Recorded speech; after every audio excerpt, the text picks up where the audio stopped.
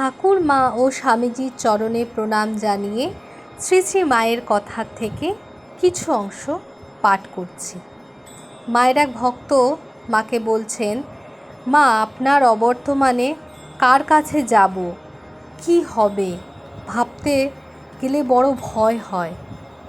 মা বললেন, কেন, এই রাখাল টাখাল এই সব ছেলেরা রয়েছে, এরা কি কম? তুমি তো রাখালকেও খুব ভালোবাসো, তার কাছে জিজ্ঞাসা করে নেবে। কি আর জিজ্ঞাসাই বা করবে, বেশি জিজ্ঞাসা করা ভালো নয়।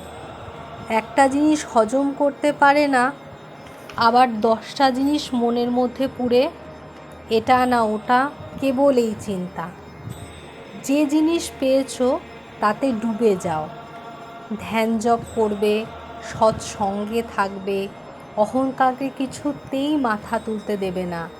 দেখছো না রাখাল কেমন বালক স্বভাব, এখনও যেন ছোট্ট ছেলেটি।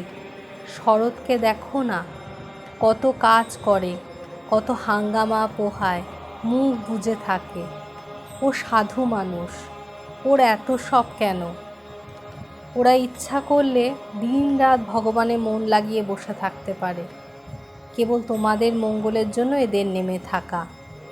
এদের চরিত্র চোখের সামনে ধরে রাখবে, এদের সেবা করবে, আর সর্বদা মনে ভাববে আমি তার সন্তান, কার আশ্রিত।